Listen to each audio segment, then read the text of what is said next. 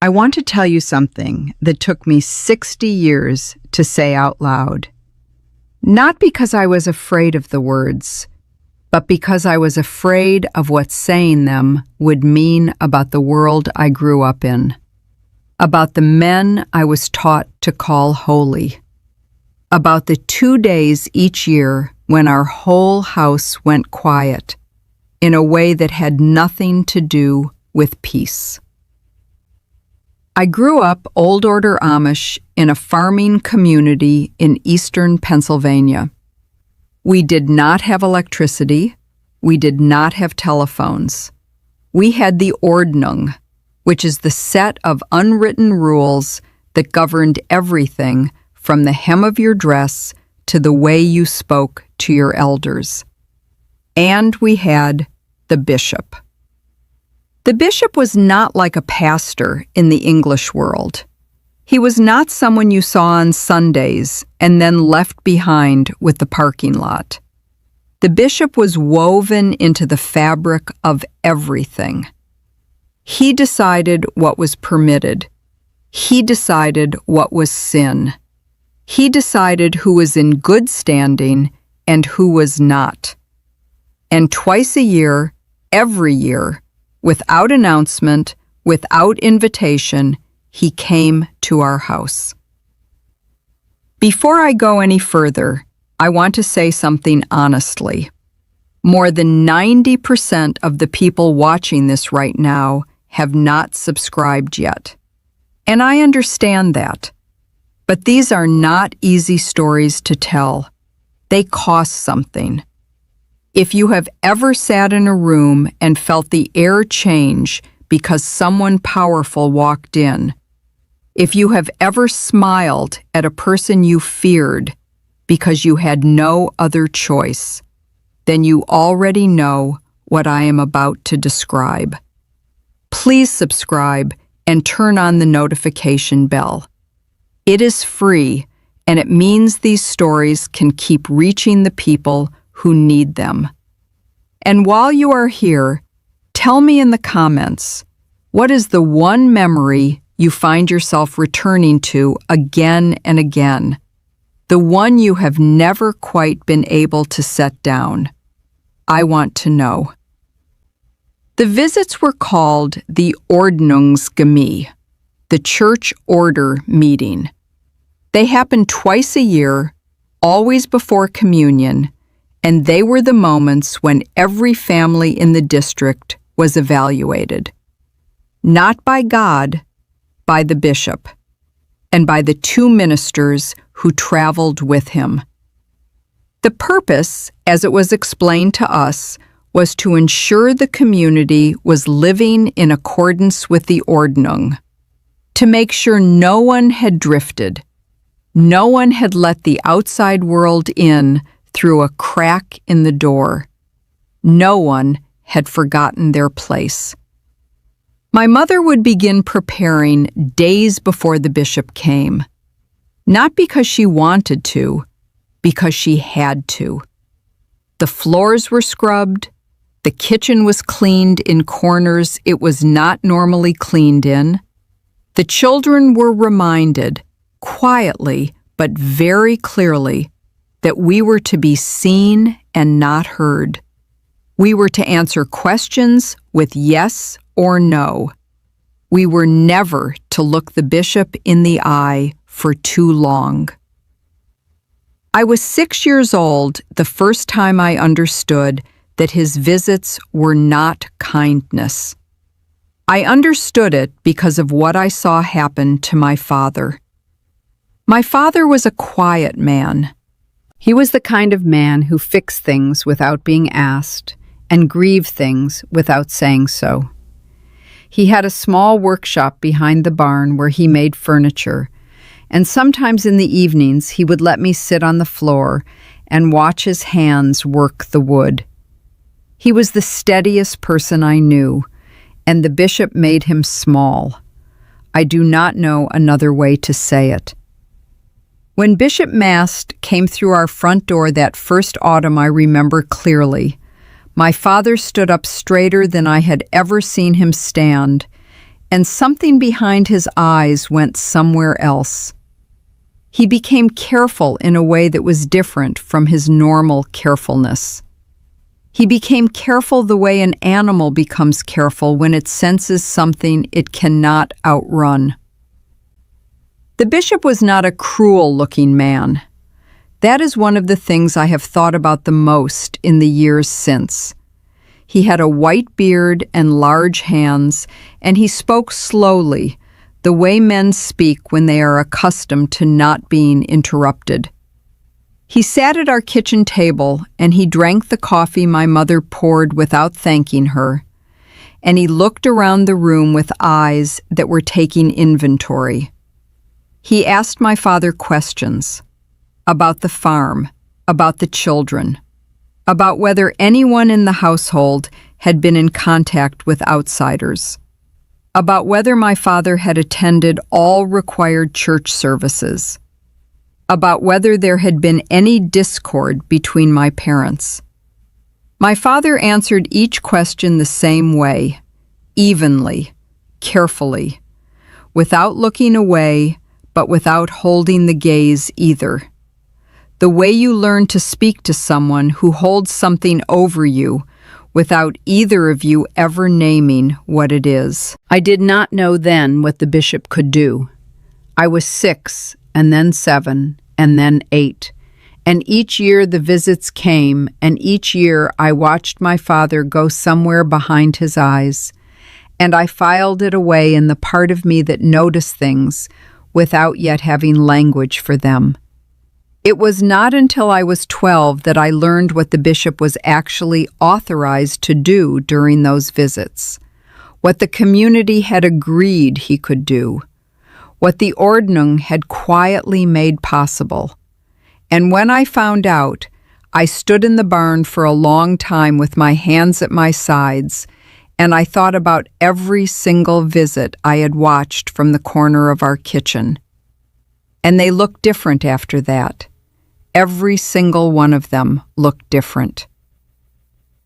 The bishop had the authority to put a family under Meidung, shunning. He could decide, based on what he saw and heard during those twice-yearly visits, that a family was no longer in compliance with the Ordnung. And if he made that decision, the consequences were not small. The community would cease to eat with you, cease to do business with you. Your children would be affected. Your standing would be affected. Your ability to function inside the only world you had ever known would be affected. And there was no appeal. There was no second opinion. There was no document you could point to that laid out exactly what had been done wrong and what could be done to fix it. The bishop decided. The bishop's word was the word. And he came to your house twice a year and looked around your kitchen and asked your husband questions while your wife poured coffee she had spent the night preparing, and your children sat with their hands folded, and nobody breathed wrong. I want to be careful here because I know that someone watching this will say, that is just how religious community works. That is accountability. That is shepherding. And I want to sit with that for a moment before I tell you the rest. Because I have thought about it for 60 years, and I have turned it over from every direction. And here is what I keep coming back to. Accountability requires the possibility of defense. Shepherding requires the shepherd to be answerable to someone. What Bishop Mast had in our district was not accountability. It was the shape of accountability with the substance removed. He came to our houses. He asked his questions. He made his assessments. And he reported to no one. There was no record. There was no process. There was only his judgment and the silence that gathered around it like weather. When I was 13, a family 2 farms over from ours was shunned. The Stoltfus family. They had 6 children. The youngest was 4. The father, a man named Daniel, who had never once in my memory been unkind to anyone, had been found to have a battery-powered radio in his workshop. Not a television, not a telephone. A small radio he had kept hidden and used in the evenings after his work was done. The bishop had learned of it. I do not know how. That was the other thing about those visits. You never knew what had been said to the bishop before he arrived. You never knew what neighbor had mentioned what small thing in what context. You never knew who had been asked and what they had answered. The bishop arrived knowing things. He always arrived knowing things. And the knowing was part of the power. Daniel Stoltfus confessed. He was given the chance to confess before the congregation and to submit to a period of correction. He confessed. He destroyed the radio. He submitted. But the shunning came anyway for 3 months because the bishop had determined that the sin required it. 3 months in which Daniel's wife could not hand him food at their own table, in which his children watched their father eat apart from the family, in which the whole community looked away when he passed. I was 13 and I watched this, and something shifted in me permanently. Something that had been soft became something harder, and something that had been trusting became something watchful. My own family's moment came when I was 15. My older brother Jonas had been spending time with an English boy from a farm 3 miles east. They had been helping each other with fence work. They had become something like friends. Someone had mentioned it. The bishop arrived for his autumn visit, and my father knew before the man sat down that something had been said. I watched my father's face when the bishop asked about outside associations, and I watched the color shift beneath the skin of his jaw, and I knew my father was doing the calculation that every man in that community learned to do. How much truth? How much shape of truth? How much careful construction of a true enough answer that kept the family safe? My brother Jonas was 19, and he was sitting at the far end of the table, and I saw his hands go still on his knees. The bishop looked at him for a long time. He asked Jonas directly whether he had been keeping company with outsiders in a way that might draw his heart away from the community. And Jonas said, in a voice that was very quiet and very controlled, that he valued his community and that he was committed to the Ordnung. He did not lie. He said nothing that was false. But he said it in the shape that the bishop needed to hear. And the bishop nodded and wrote something in the small notebook he always carried, and the visit moved on. Afterward, in the barn, Jonas and I sat together for a while without speaking. Then he said, "I am not staying." He said it the way someone says a thing they have already decided. Not a question, not even quite a statement, just the naming of something that has already become true. He left 8 months later. My father did not speak of it for almost 2 years. I have never forgotten the notebook. I have thought about it more than almost anything else from those years. The small, dark notebook the bishop kept in his coat pocket and wrote in during the visits.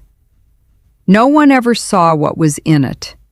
No one ever asked. It was understood that you did not ask. But he wrote in it at certain moments during the visits, specific moments, after certain answers, after certain silences, after certain things he observed in the room. And when he wrote, everyone at the table became very still. The way you become still when something is being recorded about you that you have no control over and no access to. I think about the families whose names filled those pages. I think about what was written and what it cost them. I think about the fact that those notebooks are somewhere, or were somewhere, and that nobody outside that community ever had the right to see them, and that the men who filled them answered to nobody, and that this was called the will of God. I left the community when I was 22. I will not tell that whole story today because it is its own story and it deserves its own time. But I will tell you this one thing about leaving. The hardest part was not the shunning, though the shunning was hard. The hardest part was unlearning the reflex. The reflex of self-monitoring that the twice-yearly visits had built into my body over 16 years. For a long time after I left, I would catch myself editing my words mid-sentence, trimming them, shaping them into the form that would not draw scrutiny. And it took me years to understand that the bishop's voice had become a voice inside my own head, and that dismantling it was a different kind of work than simply leaving the farm. I am telling you this now because I am old enough that certain silences no longer seem worth keeping, because I have watched in the years since I left story after story come out of closed communities about what men with unchecked authority do behind closed doors when the closed doors are sanctified by God. And I want you to understand something clearly. The abuse does not always look like what you imagine when you hear the word. Sometimes it looks like a man with a white beard sitting at a kitchen table drinking coffee and writing in a small notebook while a farmer's hands go still on his knees. Sometimes the closed door is not a literal door. Sometimes the closed door is the silence that everyone in the room agrees to keep because the cost of opening it is more than any one family can bear alone. My father died in 1987. He had left the community himself, quietly, a few years before that, after my mother passed. We had some years together near the end that I am grateful for. He told me once, in his kitchen in the small English house he had rented in his final years, that he had spent most of his adult life being afraid of a man who had no real right to that fear. He said it plainly, the way he used to speak in his workshop, without decoration. He said he wished he had understood sooner that the authority was made of agreement, and that agreement could be withdrawn. He was 73 when he said it, and he said it with the particular tiredness of a man who has carried something a long time and has only recently set it down. If you grew up somewhere that a person arrived twice a year to evaluate whether you were living correctly, I see you. If you learned before you could read to monitor your own face, I see you. If the word accountability was used to describe something that had no process and no appeal and no limit, I see you. The voice that told you to be careful was not weakness. It was intelligence surviving in a system designed to make questioning impossible. You were not faithless for noticing. You were not sinful for feeling what you felt in that kitchen when the notebook came out. You were paying attention. And paying attention in that world was the bravest thing you could do. Before you leave, I want to thank you for staying with me all the way to the end of this. I know there are more videos than hours in a day, and you chose to spend this time here, and that means something real to me. But I want to be honest with you about something. More than 90% of the people who watch these stories have not yet subscribed. And if these words found something in you, if they named something you have carried without a name, I hope you will subscribe and turn on the notification bell so the next story reaches you. It is free, and it is how these truths keep traveling. And before you go, tell me in the comments, what part of this stayed with you the longest? Tell me your story if you are ready, or tell me simply that you are listening. I will read every single one. Until next time, remember this. Authority that cannot be questioned is not authority. It is control wearing authority's clothing. And you always had the right to know the difference.